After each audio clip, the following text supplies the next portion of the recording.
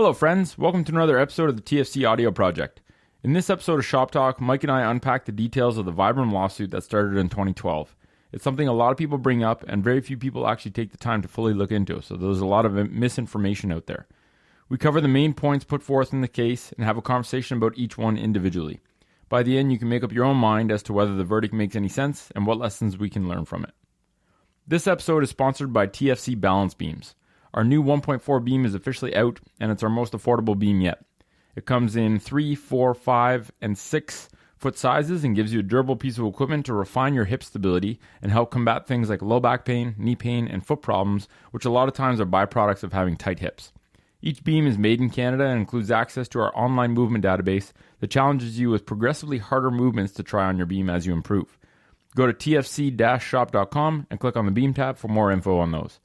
This episode is also sponsored by our travel partner, Nanook Protective Hard Cases, which we use to transport gear for our seminars and workshops. They make super high quality cases that can keep your electronics safe during travel, and you can check out their cases at nanook.com, Nanuk.com. That's it for sponsors, so let's get into this episode. Hope you enjoy. It's the TFC audio project. It's a collective effort. Help people understand their bodies. Starting at the feet are the gateway for people to see that there's an issue. You know, a foot conversation is always a whole body conversation. Hey folks, Mike and Nick here for another episode of the TFC audio project. On this episode of Shop Talk, we're going to dig into the Vibram lawsuit that started in 2012 and kind of just go over the facts because we really feel it wasn't done very much justice in terms of the public knowledge about what actually happened. I think a lot of people think that because they know about the Vibram lawsuit and they use that as an excuse to say that Vibrams aren't good for your feet. But when you actually look into the details of the case, the points that were made, what actually was the end result, it's more of an illustration of how silly the legal system is than proving the fact that Vibrams aren't good for your feet. So we're going to dig into that. And just in general, at the end, we're going to talk about, where does the onus lie in terms of someone making a product and how it's used? Where's that responsibility lay on? So just as a disclaimer, Mike and I are both physical therapists with a keen interest in foot dysfunction. The company we work for, the Foot Collective, does sell Vibram products because they're awesome. But we don't work for Vibram, nor was it their idea, or do we get money from doing this podcast. So this was all on us. As a group of health professionals with the goal of giving people information on how to improve their bodies, we're here to say things that Vibram might not be able to, right? Possibly due to legal ramifications, but we're tired of the crap of not being able to kind of speak your mind. And as a proponent of free speech, we can say this stuff. So we're after the truth, even if it hurts your feelings. And if it does, we're sorry. So that said, let's get into the facts. So in 2012, a consumer bought a pair of Vibrams and started a class action lawsuit against Vibram, saying that they made claims about their footwear without scientific merit.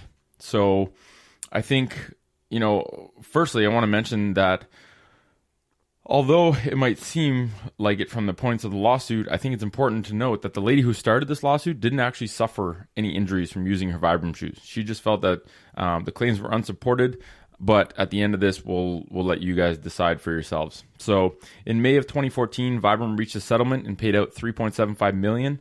And anyone that bought Vibrams between 2009 and 2014 was entitled to claim a refund. And Vibram also had to walk back its claims and remove references regarding the benefits unless they could, quote unquote, prove them. Interestingly, of that $3.75 million, only $2.2 million was paid out to suit participants. So where'd that extra $1.5 million go? It went to lawyers. So they're the real ones that ended up winning in this whole thing. They made a lot of money. And the real take home from this whole story is, like we said, Vibrams aren't bad for your feet, but how you use them can make them not so good for your body in the short term. So the points that were made, we'll go through. I'll just quickly list off all the points, and then we'll go through each one individually. So number one, their shoe. These are the points that they made. The shoes strengthen muscles of the feet and lower leg. They improve range of motion at the ankles, feet, and toes. They stimulate neural function important for balance and agility. They eliminate a heel lift to align the spine and improve posture. And the last one was that Vibram shoes allow the foot and the body to move naturally. So let's go through each one because I really think that each one's kind of a good illustration of actually showing people and kind of clearing the air on these points. So let's talk about the first one. Their shoes strengthen the muscles of the feet and the lower leg.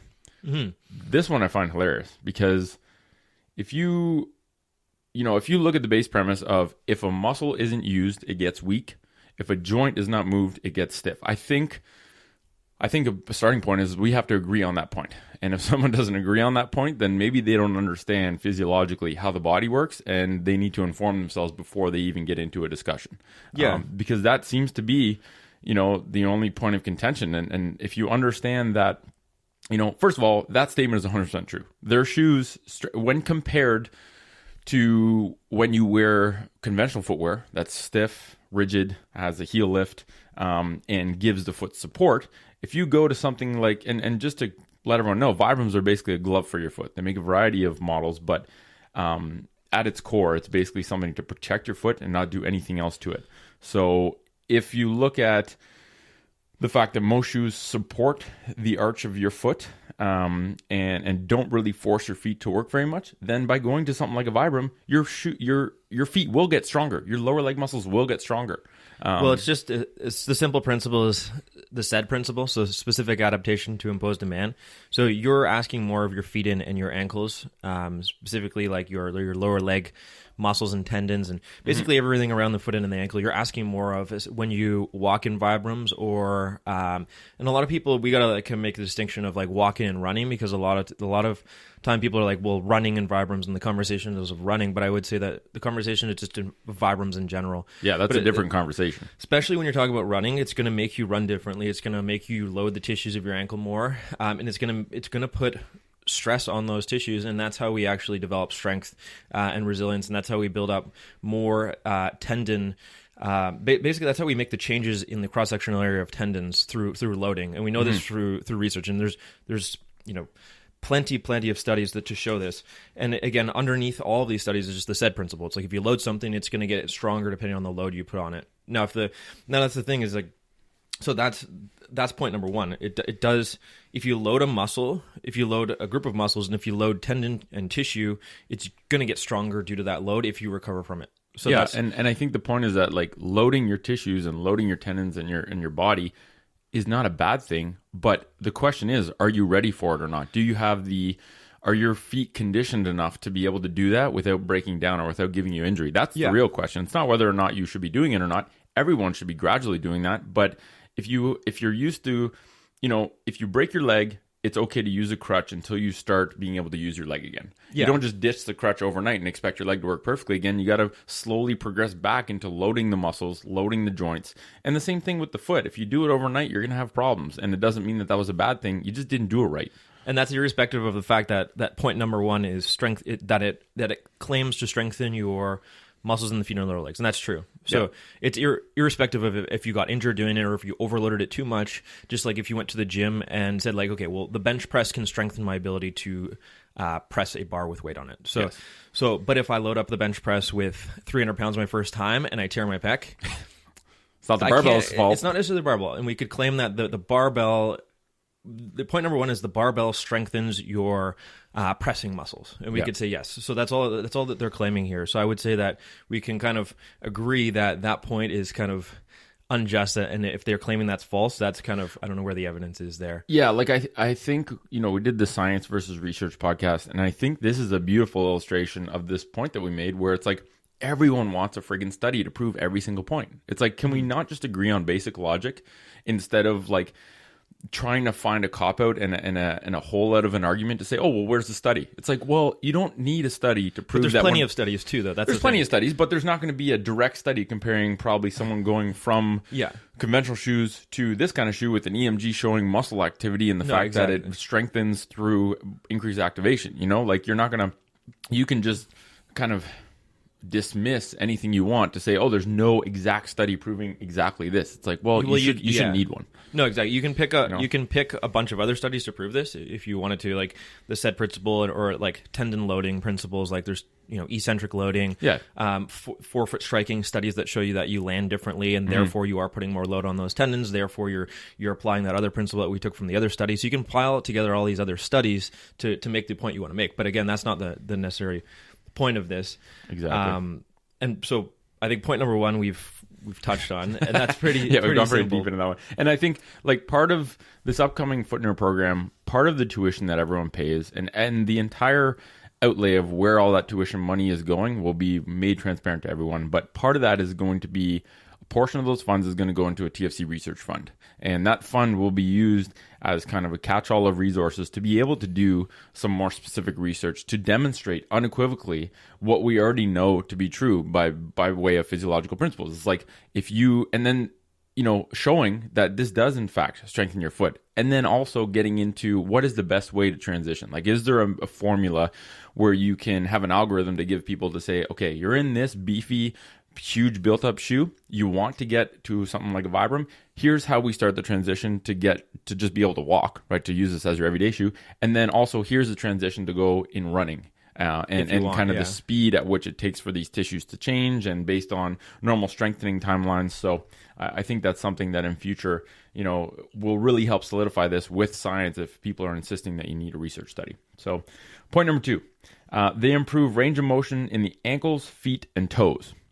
Once again, this is like the exact same thing that we just said, but in talking about joints instead of talking about muscles, right? Like almost every shoe you find in a store is rigid, has a heel lift, and limits articulation of your toes. So if you go from something that doesn't allow movement in those joints to something that doesn't inhibit them, yes, your ankles are going to move more, your toes are going to move more, and your feet are going to be more mobile. Like it makes sense. And you're forced to use the range of motion more when you don't have those things in a shoe. So you're just forced to use your big toe to actually walk through your big toe, to use your ankle range of motion. So all of these things are just like, so that's what it allows you to do. It's just like if you were barefoot. So intuitive. So I don't think we need to touch too much more on that one, but I mean, it's like you say, it's just related to point 1.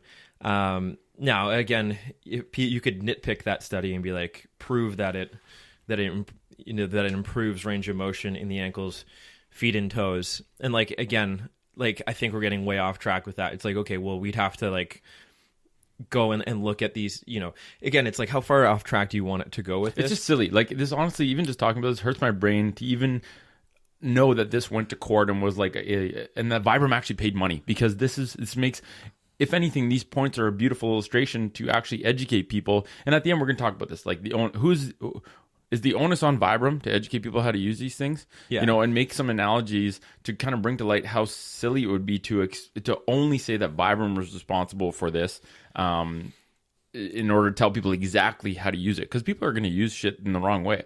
Someone can, you can take a hammer and build a house, or you can smash your toes to bits. It's not, if you use a tool for a shitty purpose or you use it the wrong way, is it the fault of the hammer maker that someone smashed their toes in half with a hammer instead of using it to build a house? I don't know. So we'll talk about that at the end. But point 2 is basically copy of number 1, just with joints instead of muscle. So that one we don't really have to go much on. Third one, Vibram shoes stimulate neural function important to balance and agility. This is kind of the exact same thing again, just in terms of sensory feedback. Yeah. So we can go into it slightly. Like if your feet are a sensor designed to feel the ground below you, and you stick layers of foam and air between you and the ground, the feedback you receive in those nerves, all hundreds of thousands of sensor nerves in the sole of your foot, will be numbed. So if you get rid of those layers, which lets your foot feel the ground, it definitely creates increased neural function, which creates feedback important for balance. Like this is a no-brainer yet again. And exactly, and that's directly influencing your balance. The more you feel, the more you can actually, because it's a stimulation game, and it's an input game from any sort of sensor in the body.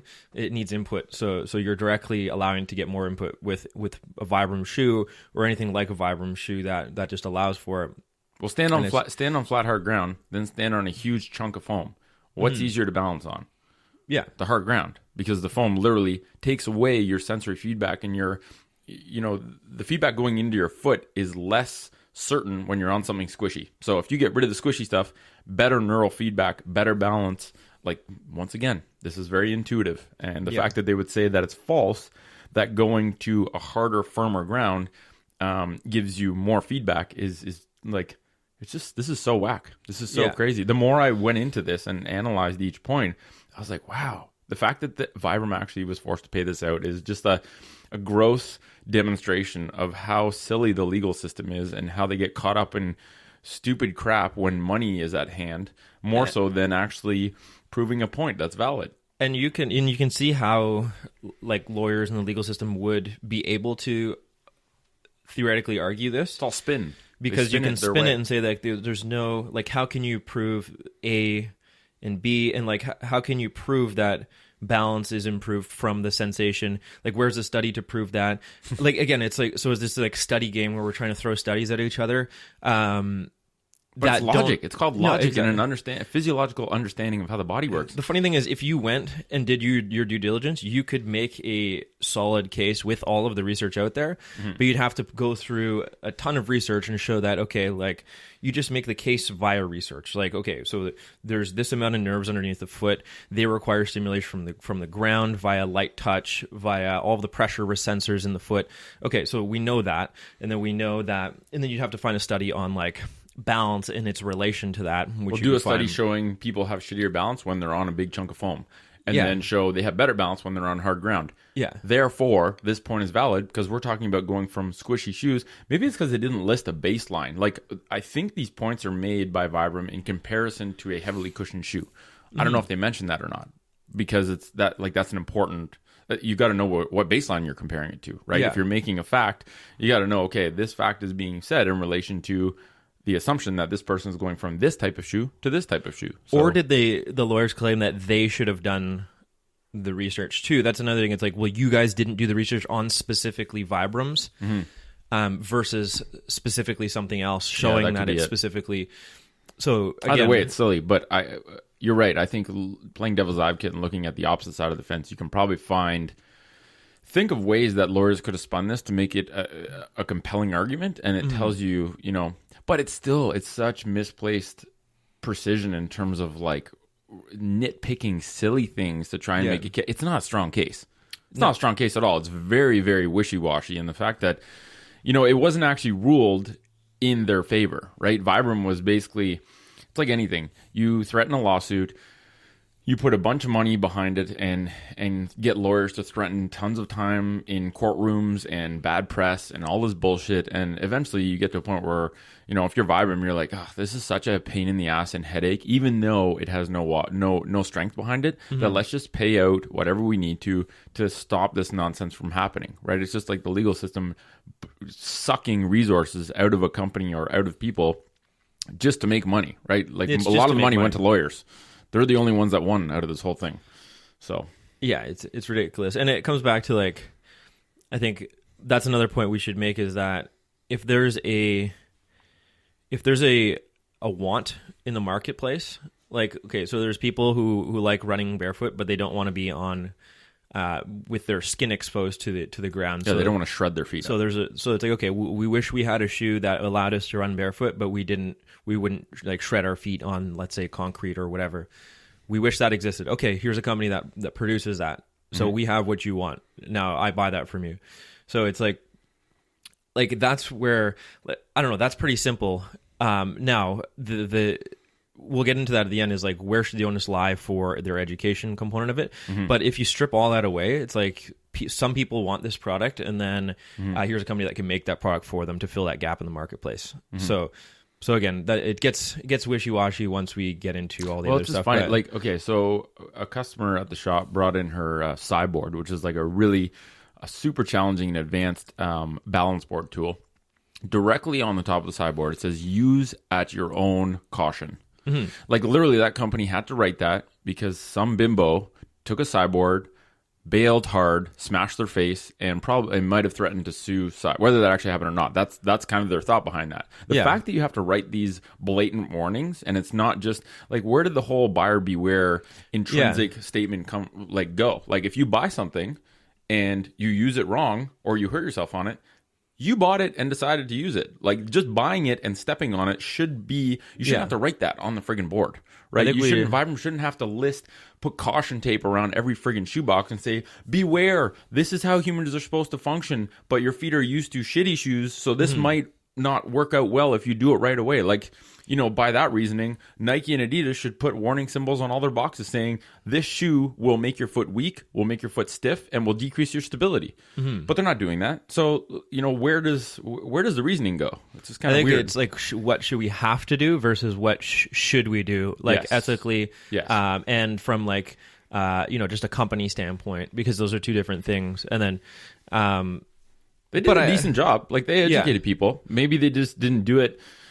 Maybe they just didn't reach the right people that were buying their products, or whatever the case may be. I think, we're basically trying to do what would have been the extreme of what Vibram could have done, right? Yeah. And it's like, I don't want to say they didn't do what they should have done, because they did educate people, right? In every box of Vibram 5 fingers, there's literally a pamphlet that says exactly how to use them. Now, I don't know if that was since this lawsuit that they did that to cover their butts, or if they had that before, but I know they had some form of education. And then I think back to the case is like, it wasn't, people think it was because people were getting hurt. And that's kind of confusing, because when you look into it, the settlement was based on the claims they were making, not necessarily that people were getting hurt with it. Right? Although I don't doubt that people were getting hurt. They used them poorly. For sure. But I think, you're right. But that's not what the case is about. Yeah. So, and that's not what why the money changed hands. So that's they're basically saying it's false advertising. Yes. Yeah. It's false advertising by you claiming that your shoes do things that intuitively they do. Yeah. Right. If you have a base level of knowledge of how the body functions, the shoes do this compared to conventional footwear. But because you didn't have an exact specific study, on each of those points, you weren't allowed to say that. So slap on the wrist, pay us money. Yeah, that's what happened. So let's get into the fourth point. Vibram shoes eliminated heel lift to align the spine and improve posture. I mean, this one's real simple. If you stand on a ramp all day, which is what conventional footwear makes you do, then it messes up the alignment of your body. Ditch the heel lift on flat ground. It literally improves your positioning and posture. Like, an easy way to demonstrate this, people, if you take a Jenga, I think everyone's played Jenga maybe at some point in their life. It's basically a bunch of blocks stacked on top of each other. If you put a Jenga setup on a ramp, the Jenga setup either falls over, or you have to kind of realign all these different blocks to make it still be able to be straight despite having its base be on a ramp or an angle. The exact same thing happens with the human body. If you stick a wedge under your heel and want to still continue to stand up straight, you're going to do a bunch of things upstream to realign certain joint positions so that you can stand up straight instead of pitched over 20 degrees. Well, and it's like a simple, if you think about like a hill, so if you're standing on a downslope, which is kind of what a heel is to a small extent, you're relying on more anterior chain to prevent you from falling. So that's what it is. So you're relying on that. That's why your quads burn when you walk down a huge hill. And then, so when you're standing up a hill, it's the opposite. So you have to rely on more posterior chain. So it's like, if you're always on a hill, it's probably not the most natural thing to do. Like, if you don't have to be standing on a hill as a human, you probably should try and stand on flat ground. Like, I don't know. Like, if you could stand on a hill like all the time, but that would be fairly unnatural. And then the thing is, you'd have to use specific kinetic chains to actually, you'd have to adapt those kinetic chains to be there to strengthen you. And then when you went back on flat ground, it would be a different scenario, because you're relying on, you're getting used to standing on a hill all the time. So then when you go flat again, it's different. Yeah, and what's a big issue with a lot of people these days? Knee pain, right? They wear holes in the cartilage of their knee, which is their anterior chain, because everyone is crazy anterior chain dominant, right? Sitting, I think, does a big part of that, obviously. But when you stand on a ramp all day, it just facilitates using more anterior chain and less posterior chain. That's what it is. So I think that's fairly simple if we break it down from that. Because we could bring it all the way up to, like, a 5-inch heel, and say, like, okay, well, what does a 5-inch heel do? And then what does it do to be on flat ground? Okay, those are two different things. So and going to flat ground does align your spine and improve your posture. Yeah, it's not a question. We just know that. Number 5, last point. So Vibram shoes allow the foot and body to move naturally. This is the craziest one. Okay, like, humans are designed to function with nothing on their feet. And when we started wearing footwear, the original reason was protect your feet from damage, but that was it.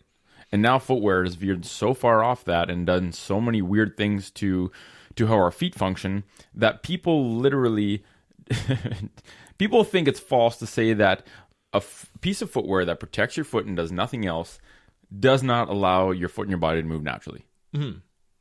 That's true. It does allow your foot and body to move naturally. The fact that people would say that's not true and need some sort of stupid study to prove that it's so whack. And again, they're probably going into deep into the points like, what do you mean by naturally? Define all these things, and that's where like when the lawyers get into things, you can make this like weird semantics case. But again, it's like, well, why are we?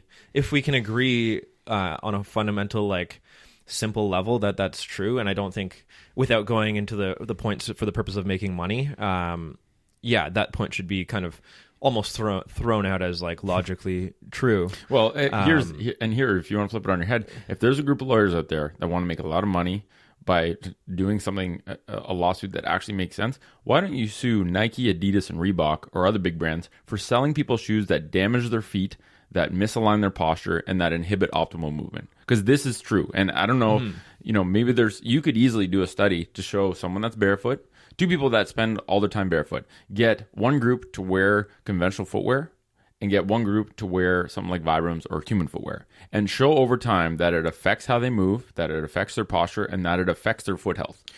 That's an easy one to do, and there's lots of money to be made there. It's just, obviously that's not going to happen. Like, where's the disclaimers? Soon. Where's the disclaimers for like high-heeled pointed shoes that a lot of women wear that... Like, there's no disclaimer saying this may, like, beware, this may, cause bunions, affect cause foot pain, shorten like, your heel cords. Exactly. All the things that we know it does. It's like, well, yeah, it's like, that's obvious, but it's like, there's no, like, why isn't there anyone suing those, like, we could take the suing game to a whole new level if you wanted to sue every single thing that, like, but that's, again, that I don't think it should go there because that's I don't think it should go there either. But you could easily make a way better case in terms of suing for sure for all these other things that the wrong company got sued when it comes to false footwear claims or not putting warnings. It's just, that's what it is. Sorry, go ahead. Yeah, I think that's the bigger argument in all this is just the whole thing is like silly, and I think that leads us to like, let's get into that a little bit more. Where is the onus on? Yeah. So, and I think a lot of people thought that I think this just proved that a lot of people weren't educated on why they did get sued, because people just kind of, all they hear is Vibram lawsuit, and then they kind of like make up the story in their minds as like Vibram got sued, they're bad equals bad. Like, so they don't see what actually happened, and then like what actually the points were being made, and So I think like what we just explained was like people take the headline. Actually happened. They take the headline. Like even in this past weekend seminar in Halifax, one of the people that was there wears Vibrams in the gym, and it was funny. He said that a couple of people in the gym that he works out in came up to him and says, "Hey man, you know that those are bad for your feet, eh?" Like that was debunked.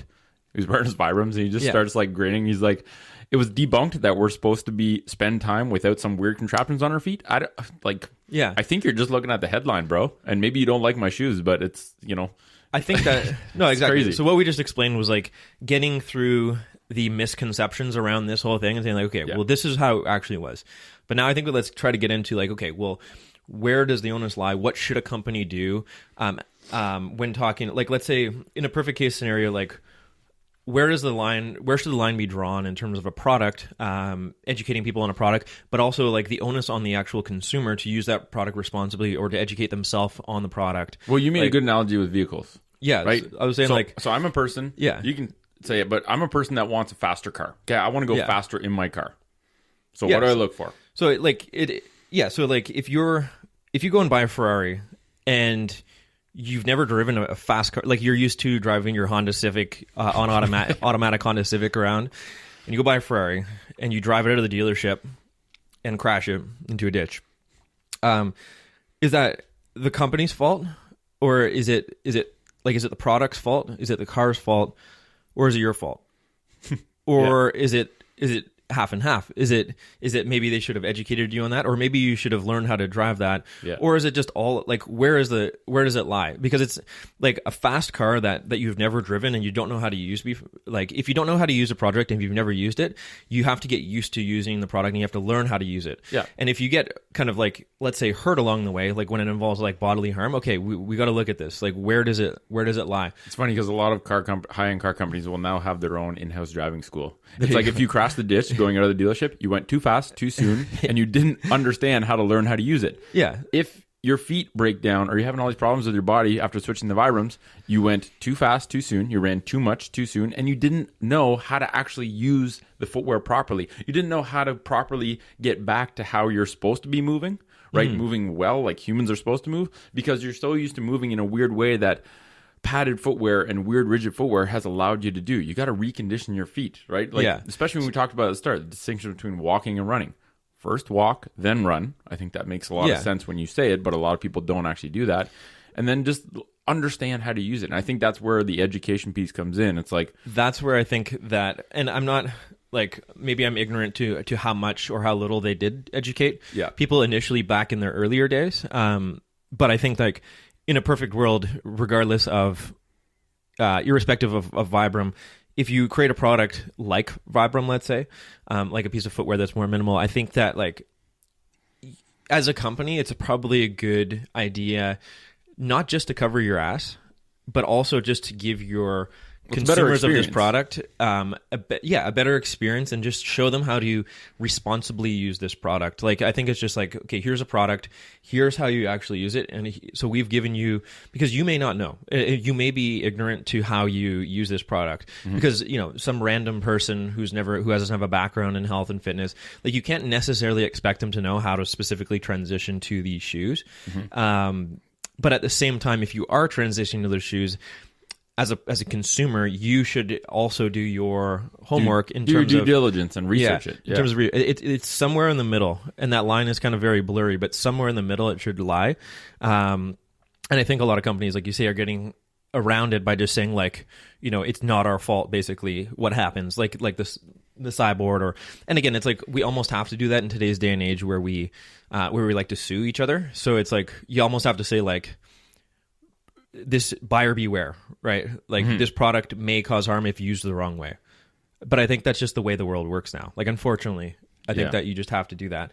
So, I mean, if we take some kind of takeaway points, so the truth is that human feet are adapted. The hardware that we have is adapted to function best when we're barefoot, plain and simple. So when you're barefoot, your body will, you know, if you have a natural body, if you haven't been deconditioned and stiffened up by whether it's chairs or shoes or whatever it is, the base premise is that your body functions best barefoot. And realistically, you can't be barefoot all the time, so you need to wear clothing on your foot that protects it from damage. Just like you wear sunglasses when you're out in the sun for a bunch to protect your sensors, but not inhibit them from functioning. So footwear loaded with tech hasn't been around for long, and, you know, we've seen the evidence ourselves and with our patients. Like, modern footwear is destroying people's feet, right? Whether it's from a movement mechanic point of view, or a mobility point of view, or a sensory input point of view.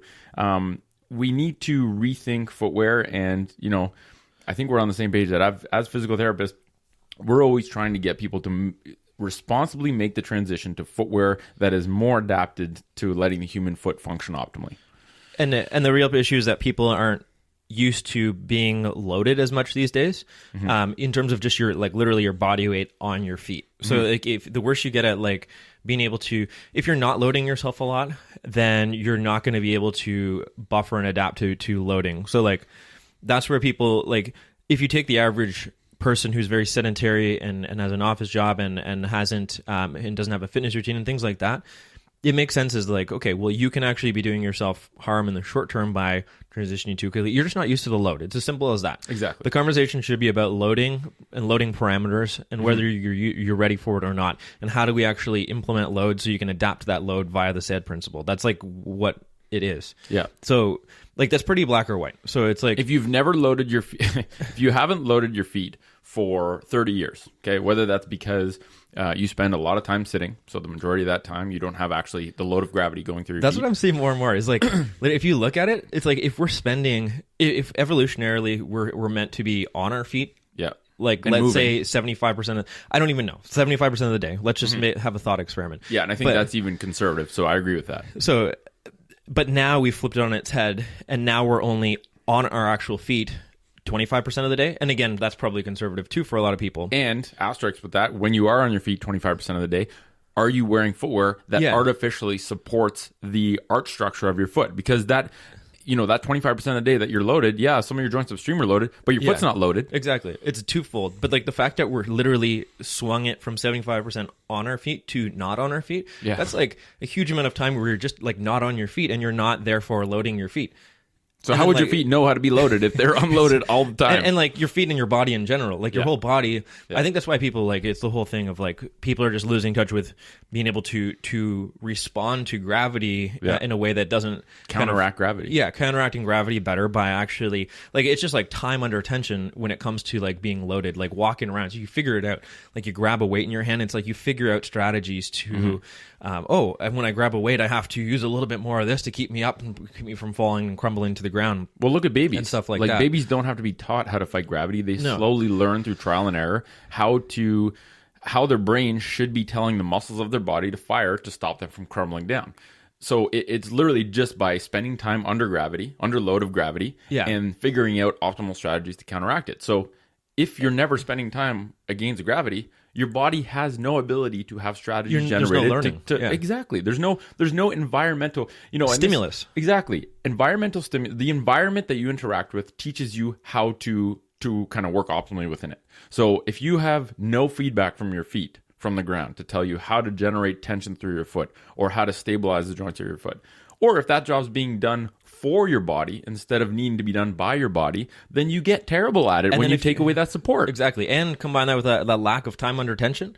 It's just like you're not doing reps of being on your feet. Like, that's simple as that. So I mean, all that being said, I think start by spending time barefoot at home. That's like the easy, it's free, anyone can do it, and it literally makes huge differences. Yeah, and be aware. And it's like it's not just get attuned. I think just get attuned with how your body responds to it, and like listen to these signs and signals from your body, and that, like it'll go well. Just like the baby learning how to move, they listen to things, they learn things, and then in 3 years they're walking and running. It's like, we've all done that at one point, so we just need to be able to be patient and do it again. But if we're using all of these things in society that take away all of this stimulus and all this input that we need to actually make the appropriate adjustments, if we're not getting the feedback that we need from the environment, then it's going to be a much harder job for us to do. So yeah, agreed. And I think one thing I'm seeing is that I think health professionals are slowly getting better at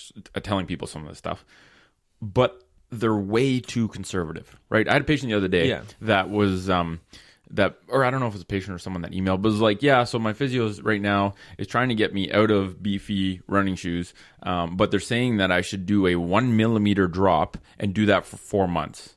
Which to me, I was like, okay, where did they get that number from? Because it sounds very fancy. It sounds like it was from a research study, but I don't think it was. It was an arbitrary number, and that's so slow. It's like your body can accommodate fairly quickly. Like, go barefoot at home. Your body's automatically going to start to adjust, right? You don't have to do you don't have to buy 8 pairs of shoes to transition from the shoe you're in now to a Vibram. Just get a good pair of everyday shoes that are completely flat and start using them for walking and day-to-day stuff.